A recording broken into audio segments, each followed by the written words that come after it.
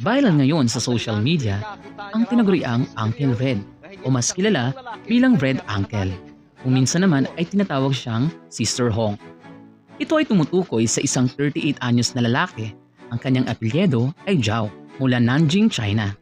Siya ay nag-viral matapos magtago bilang isang babae. Nagsusuot ng wig, nagmi-makeup at nagdadamit pang babae. Nanghihikayat din siya ng libu-libong kalalakihan upang gumawa ng isang sexual na activity. At patago niya rin binivideohan ang mga ito.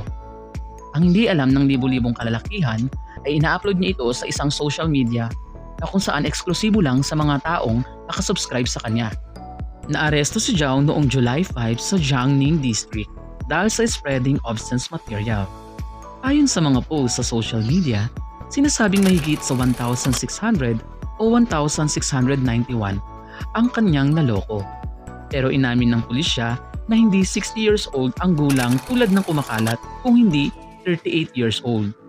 Tinanggihan din nila ang eksaktong bilang ng biktima, bagaman 100 ay nakilala na. Naglabas ang pulisya ng babala tungkol sa panganib sa kalusugan, privacy issues at ang tungkol sa STD transmissions.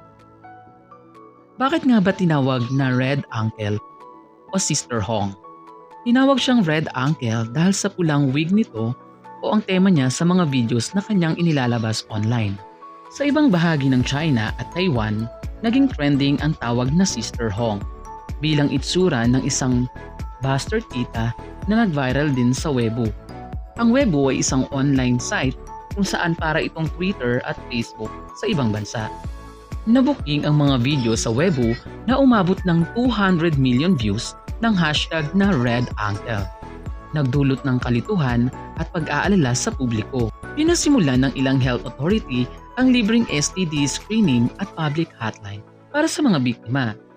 Seryosong kaso ito ng privacy invasion na naglabas ng mga mukha ng biktima at nagdulot ng possibility ng pambubulabog sa mga relasyon o ang marital issues ng mga biktima. Sa madaling salita, si Uncle Red ay hindi isang celebrity o influencer. Sa magandang kahulugan, kung hindi isang controversial na figure sa internet dahil sa deceptive sexual scheme na nahuli ng pulisya, na nagkakashake ng Chinese social media dahil sa laki ng bilang ng mga involved, privacy breach at public health risk. Paano nga ba nagsimula at umusbong ang kasong ito? Kilalanin natin si Zhao. Si Zhao ay isang 38 years old na lalaki mula Nanjing, China at gumagamit ng isang persona ng isang babae o alias na Sister Hong at Red Uncle online.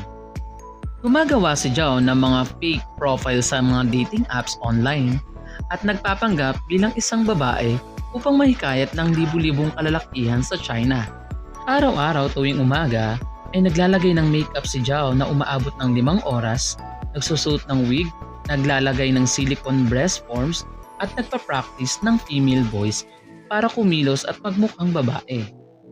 Nag-a-upload siya ng mga video portraying ng buhay ng isang feminism homemaker, nagluluto, nag-aalaga ng mga halaman upang maakit ang mga single na kalalakihan. Kapag pumunta na ito sa kanyang apartment ay pinipilit niya silang magdala ng maliliit na regalo tulad ng prutas, gatas, langis o gamit sa bahay. Hindi siya nanghihingi ng cash or nagpapabayad sa mga lalaking ito, bagkus ay mga gamit at prutas lamang ang kanyang nais. Napag-alaman din ng mga pulisya na ginagawa na ito ni Zhang sa loob ng 3 taon.